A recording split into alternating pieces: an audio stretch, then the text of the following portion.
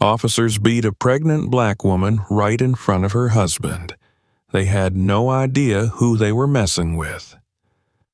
Subscribe to the channel to find out how this story turned out for them and leave a comment.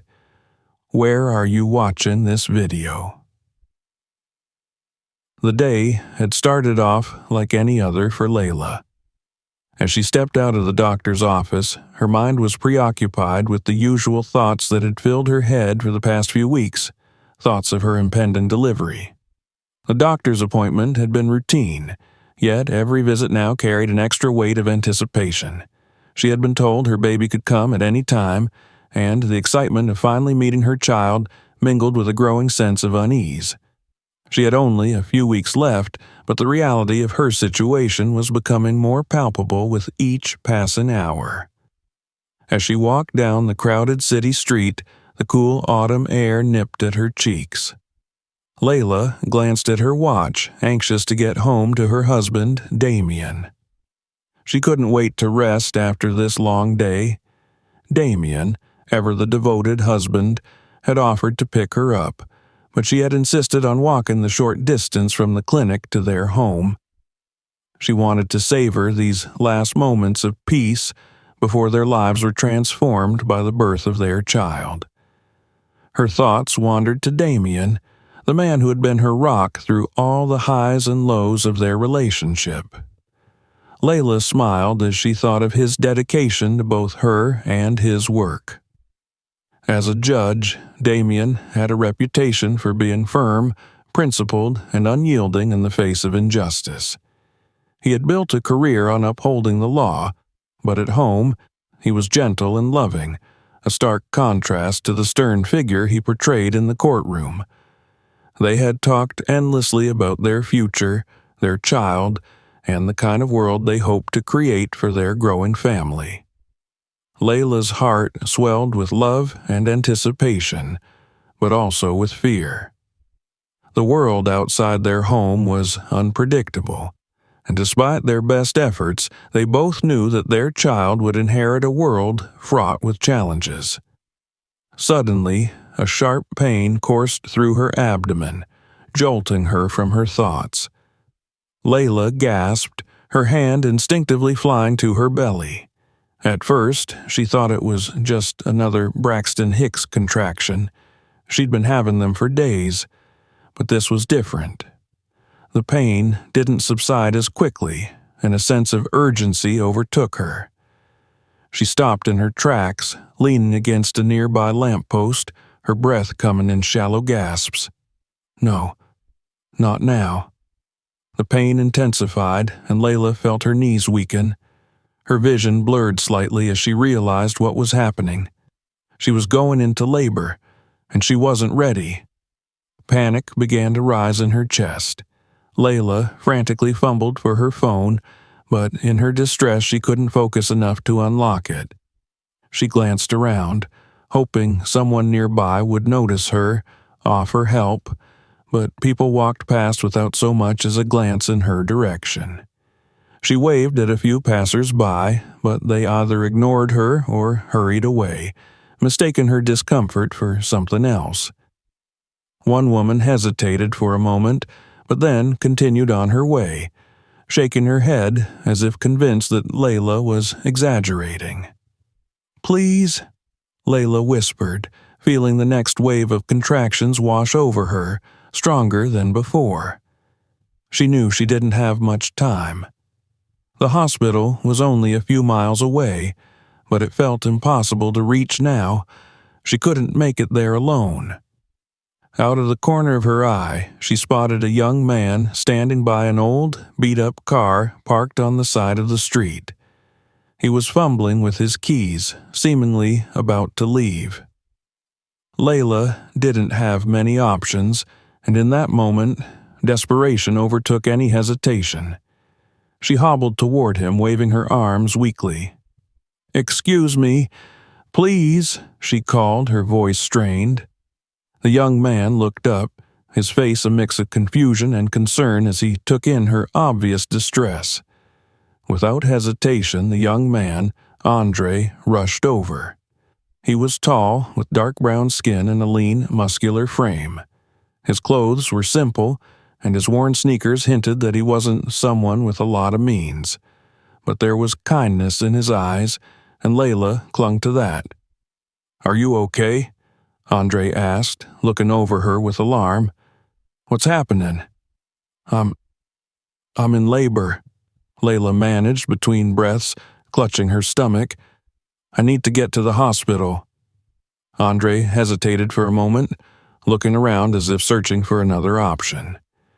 It was clear that helping a woman in labor wasn't what he had planned for his day. But he couldn't just leave her. Despite the risks, he nodded quickly. "Come on, I'll take you," he said, leading her to his car.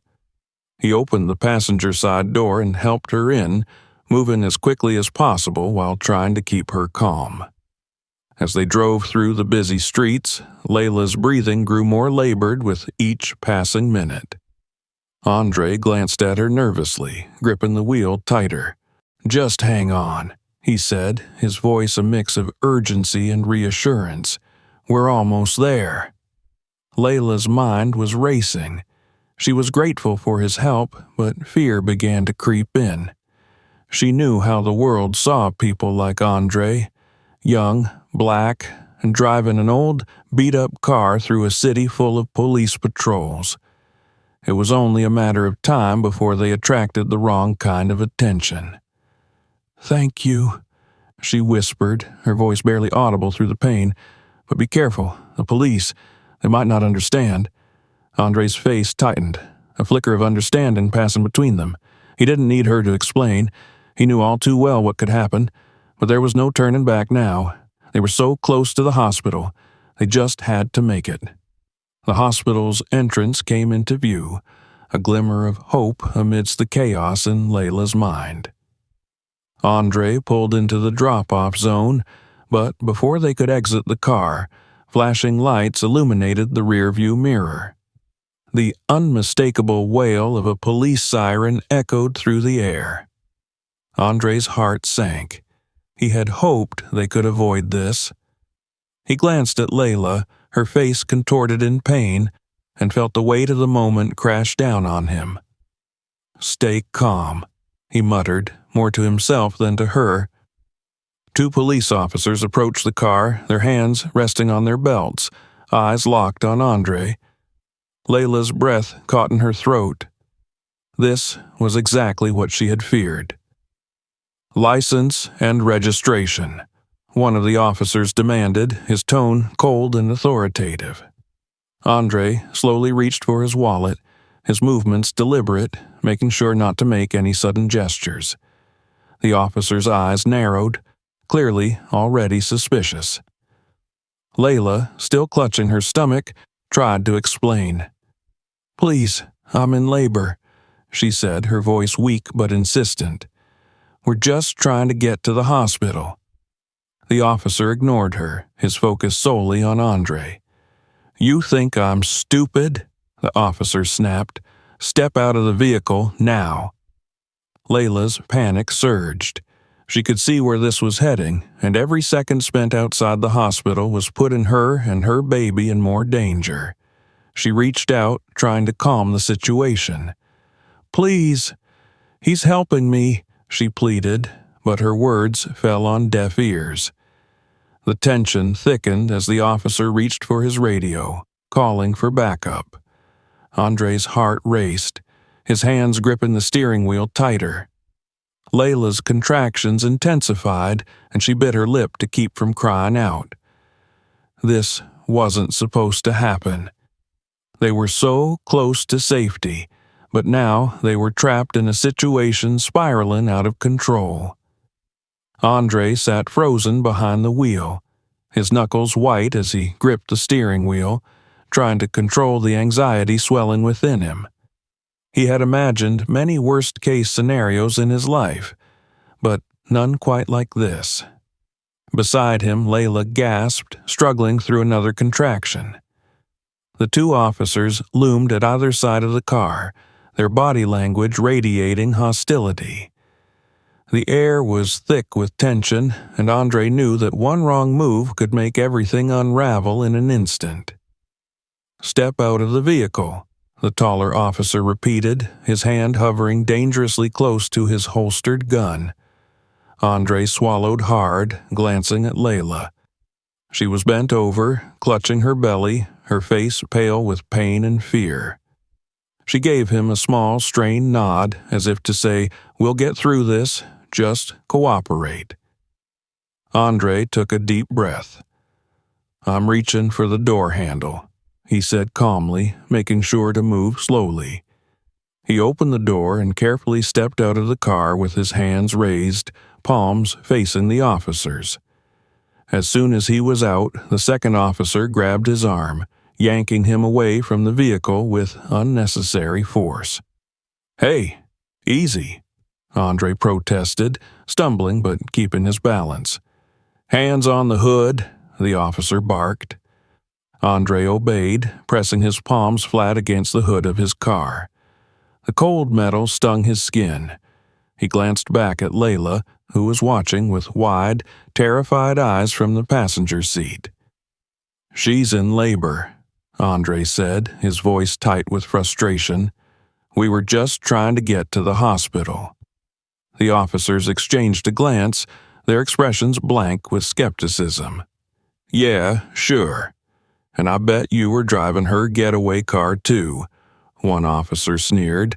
"We've heard every excuse." Layla's breathing was becoming more labored by the second. Desperately, she reached for the door handle on her side, forcing herself to swing it open despite the searing pain in her abdomen. "Please," she cried out, gripping the door frame for support.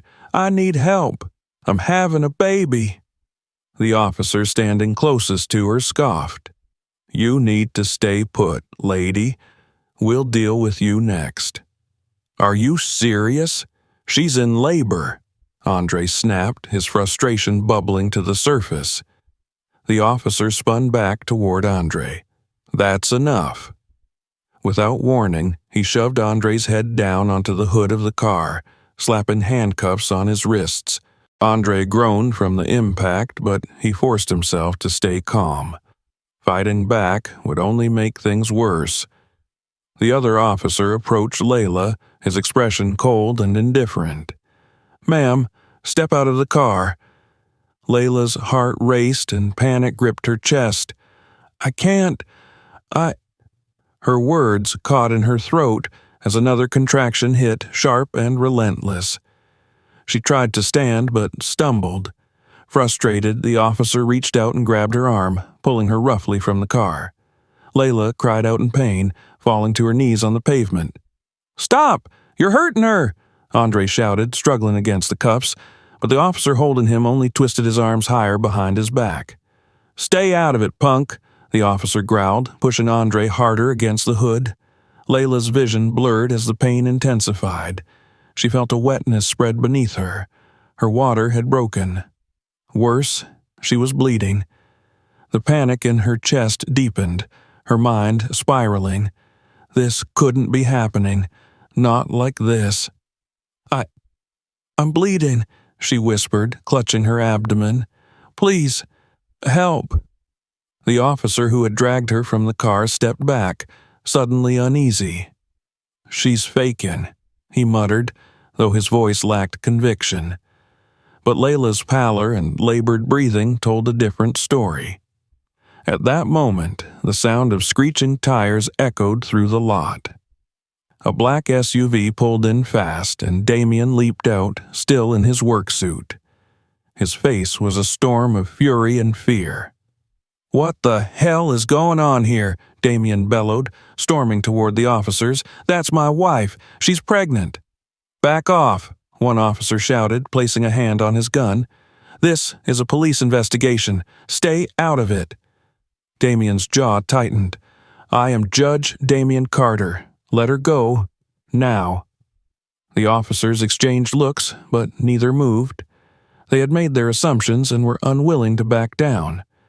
One officer reached for his radio. "We've got a situation here." Damien took a step closer, his voice low and deadly. "You do not want to finish that call." But the other officer wasn't having it. "You're obstructing justice," he said, stepping forward and reaching for his cuffs. "You're under arrest." Before Damien could react, the officer spun him around and slapped the cuffs on his wrists. Layla watched helplessly from the ground as her husband was dragged away. "No!" she cried, trying to rise, but the pain was overwhelming. Her head swam, and her body felt like it was shutting down. She was losing too much blood. Andre, still pinned against the hood of his car, could do nothing but watch in horror. "You have no idea who you're messing with," Damien growled through clenched teeth as the officer shoved him toward the patrol car. "When this is over, you'll regret every second of this." The officers ignored him, their attention already shifting back to Layla. "Do you have any idea what you've done?" Damien shouted, his voice echoing through the parking lot as they forced him into the back of the squad car. "She needs help. Now." Layla lay on the cold pavement, her body trembling from the pain and the shock. The edges of her vision darkened, and the sounds around her began to blur. She clutched her belly, praying with everything she had left that her baby would survive this nightmare. Andre turned his head as much as he could, his heart breaking at the sight of Layla on the ground. "She's not going to make it if you don't get her inside," he yelled. "What the hell is wrong with you people?" For a brief moment, one of the officers hesitated, glancing down at Layla. It was clear that the situation was far worse than they had anticipated, but pride and prejudice were powerful forces, and neither officer was ready to admit they had made a mistake. "Get a paramedic out here," one of them muttered into his radio, finally acknowledging that Layla's condition might be serious. But precious minutes had already been lost. Layla's vision dimmed further. Her lips parted in a whispered prayer, her last thought clinging to the hope that Damien and Andre would find a way to make this right, even if it was too late for her. As the officers stood over her, confused and unprepared for the magnitude of their actions, a sense of dread filled the air. The choices they had made would have consequences far beyond what they could imagine, and for Layla, Andre, and Damien, the worst was yet to come. Inside the ambulance, Layla's body lay limp, her breath shallow as paramedics worked frantically to stabilize her. Every jolt of the vehicle sent sharp pain rippling through her abdomen. The world around her was a blur of sirens and worried voices. Blood loss had made her lightheaded, and she drifted in and out of consciousness. "We're losing her," one paramedic barked as they sped toward the hospital. "Her blood pressure is dropping," another muttered, adjusting an IV line. "We need to get her into surgery the moment we arrive." Layla clung to the edges of awareness, her mind filled with fragmented thoughts. Images of Damien, their life together, and their unborn child flashed before her eyes. This was supposed to be the happiest moment of their lives, a new beginning, but now it felt like everything was slipping away. At the hospital entrance, nurses and doctors swarmed the ambulance the moment it arrived. They carefully lifted Layla onto a gurney and rushed her through the emergency room doors, her condition critical. Blood stained the sheets beneath her, and a nurse pressed a hand against Layla's abdomen, trying to slow the bleeding. "Prep the OR now," a surgeon called out. "She's in active labor, and the baby's heart rate is unstable."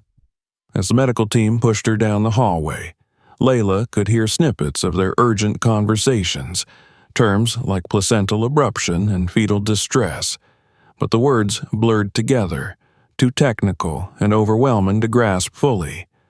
All she knew was that both her life and the life of her child hung in the balance. The fluorescent lights above her blurred into streaks as the gurney raced through the corridors. She could feel hands on her, nurses checking her vitals, inserting IVs, but her body felt distant, as though she was watching it all from outside herself. In the operating room, chaos erupted as the team prepared for an emergency C-section. A nurse leaned close, brushing damp strands of hair from Layla's forehead. "Stay with us, honey," the nurse whispered. "We're going to take care of you and your baby. Just hold on a little longer." Meanwhile, Damien sat in a cramped holding cell, his heart pounding in his chest. Every second felt like a lifetime. The cold metal of the handcuffs still burned against his wrists even though they had been removed hours ago. His mind raced, picturing Layla alone, suffering without him there to hold her hand through the most important moment of their lives. He slammed his fists against the bars, fury building in his chest. How could this have happened? He had spent his entire career upholding justice, only to become a victim of the very system he had fought to protect. A guard finally approached, his expression impassive. "Carter, you're free to go. Your lawyer's here." Damien shot to his feet as the gate clanged open. His attorney, an old friend from law school, stood waiting, his expression a mixture of concern and disbelief. "They overstepped big time," the lawyer said as he handed Damien his personal effects. "I've already filed complaints, but right now you need to get to the hospital." Damien didn't wait for another word. He bolted from the precinct, heart hammering in his chest as he hailed a cab. Back at the hospital, Layla fought against the crushing weight of unconsciousness. The pain was overwhelming, and every breath felt like a monumental effort. In her haze, she saw Damien's face, memories of their first date, their wedding day, and all the promises they had made to each other. His voice echoed in her mind. "No matter what happens, I'll always protect you." It gave her strength. She wasn't going to give up, not yet. Layla's mind drifted to the day she told Damien she was pregnant. She remembered the way his face had lit up, his joy overwhelming. He had taken her hands in his and promised that they would give their child everything, a life filled with love, safety, and opportunity. She had to survive, for Damien, for their baby. In the waiting room, Damien burst through the doors, his eyes wild with desperation. A nurse intercepted him, her expression somber.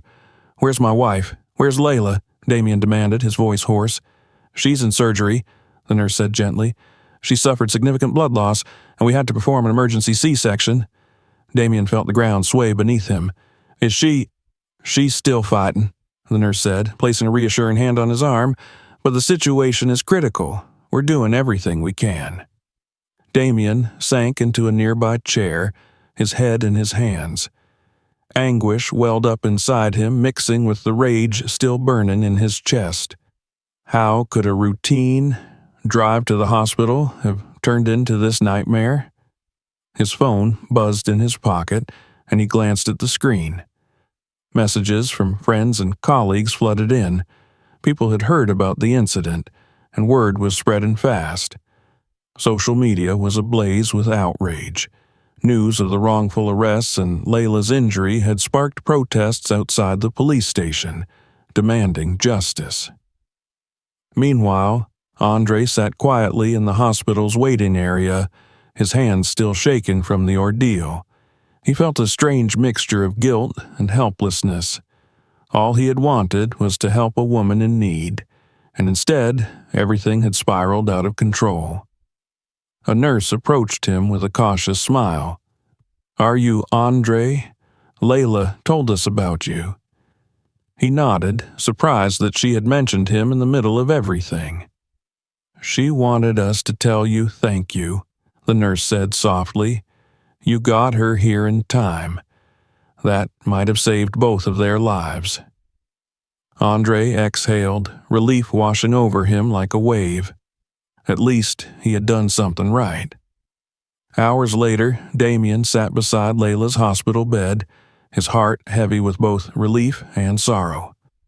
She was unconscious, pale, and hooked up to a web of machines. But she was alive. Their baby boy, born premature but healthy, lay in an incubator a few feet away.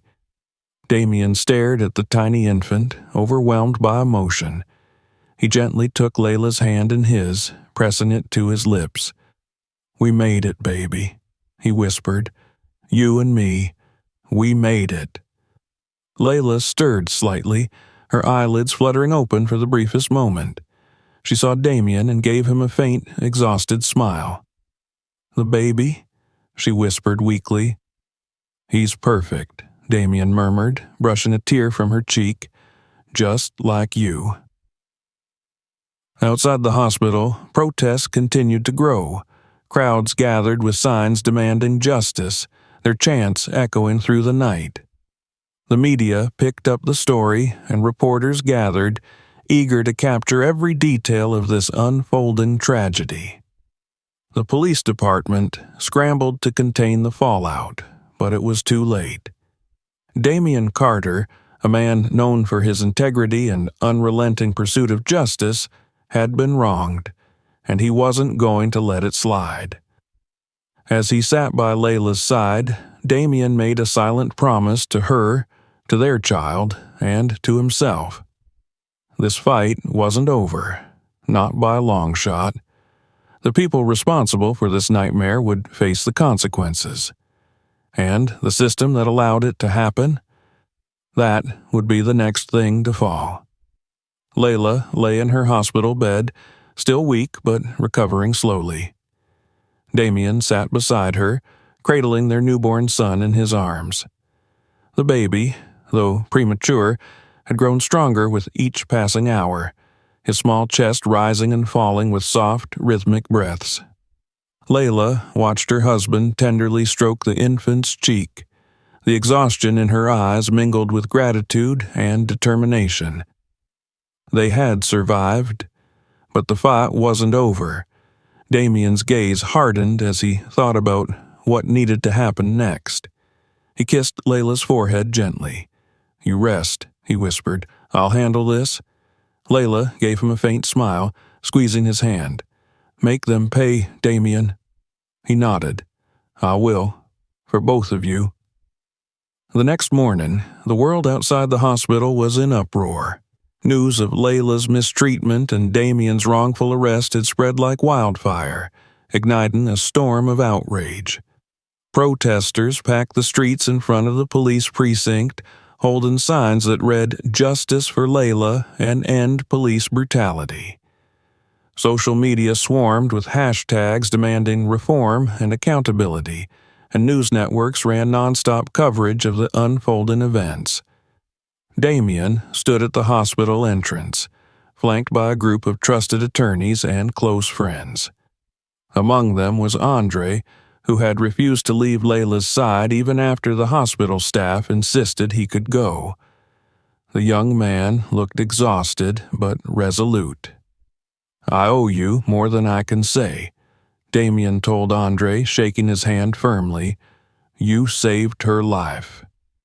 Andre shrugged, trying to downplay his role, but Damien could see the weight the young man carried, the burden of knowing how easily things could have gone differently. "Now it's my turn," Damien said, his voice low and determined. "Those officers will answer for what they did." At the courthouse, Damien wasted no time assembling a powerful legal team. His colleagues, some of the finest attorneys in the state, had come together, eager to help him bring justice to his family and hold the police department accountable. They filed a civil rights lawsuit against the department, naming both officers involved in the incident, as well as the chief of police, for their failure to prevent and address systemic misconduct. "This isn't just about what they did to me and Layla," Damien said during a press conference held outside the courthouse. His voice carried the weight of his fury, but it was measured, deliberate. This is about every family that's been torn apart by unchecked power and prejudice. This stops now." The crowd gathered before him roared in support. Journalists leaned in closer, recording every word, and cameras clicked furiously as Damien's unwavering gaze met the lenses. His words would become the rallying cry of a movement. Inside the courtroom, the atmosphere was tense. The officers sat at the defendant's table, their faces blank masks of defiance. Their defense team attempted to portray the incident as a misunderstanding, arguing that the officers had acted within protocol. But Damien was relentless. With each witness, each piece of evidence, and each cross-examination, he laid bare the flaws in the system that allowed his family to suffer. He presented records of previous complaints against the officers, highlighting a disturbing pattern of excessive force and racial bias. Damien's team called witnesses who testified to similar mistreatment, painting a damning picture of the department's culture of impunity. Then came Andre's testimony. Nervous but determined, Andre recounted the events of that night in vivid detail, how he had only been trying to help, how the officers dismissed Layla's cries for help, and how their aggression nearly cost her life. "I just wanted to get her to the hospital," Andre said, his voice steady despite the emotion thick in the air. "But they treated us like criminals, like we didn't matter." In the gallery, Layla sat with her attorneys, holding her son close as she listened. She watched the faces of the jurors shift, their expressions hardening with every new revelation. The truth was undeniable. The system had failed. As the trial drew to a close, Damien took the stand himself. His words were not just those of a grieving husband, but of a man determined to ensure that no other family would endure what his had. "I have dedicated my life to the law," Damien said, his voice ringing with conviction. "I've believed in it, upheld it, and enforced it. But what happened to my wife, to my family, shows that the law, as it stands, is not enough. When those entrusted with power abuse it, they must be held accountable." The courtroom was silent, every person hanging on his words. Damien's gaze locked with the jury's, a silent plea for justice. For Layla, for Andre, for everyone who had been wronged. The verdict came swiftly. The jury found the officers guilty of misconduct and abuse of power. The court ordered the officers to be dismissed from the police force, and the department was held financially liable for damages. But the victory went beyond the courtroom. Damien's case had ignited a firestorm of public demand for reform. Protesters cheered outside the courthouse as the verdict was announced. News anchors described the decision as a watershed moment in the fight against police misconduct. And for Damien, it was just the beginning. He vowed to continue his work, using his position as a judge to advocate for change, determined to build a safer, fairer world for his son. Later that night, Damien returned to the hospital, weary but triumphant. He found Layla awake, her strength slowly returning. Their son slept peacefully in her arms. "We did it," Damien whispered, leaning down to kiss her forehead. "They're going to pay for what they did." Layla smiled, a soft, tired smile. "I knew you would make it right." He sat beside her, wrapping an arm around her shoulders as they watched their baby sleep. For the first time since that terrible night, peace settled over them. They knew the fight wasn't over. There was still so much work to be done. But for now, they had each other. And they had hope. Outside their hospital room, the world continued to change. Protests led to policy changes. New laws were proposed, and police reform bills began making their way through the state legislature. Damien's story became a symbol of hope and perseverance, inspiring others to stand up against injustice. And as Damien, Layla, and their son prepared to leave the hospital, they knew they were stepping into a world that wasn't perfect, but one they had helped change. One step closer to the future they had dreamed of, where their son could grow up without fear. Together, they walked into the light of a new day, ready to build a better world. Thanks for watching. If you enjoyed this story and want to see more, make sure to subscribe. Don't miss out on what's coming next. Hit that bell icon to stay notified every time a new video drops. And hey, why stop here? Check out more of our stories, each one packed with moments that will keep you hooked. Click on the next video and join us for another unforgettable journey.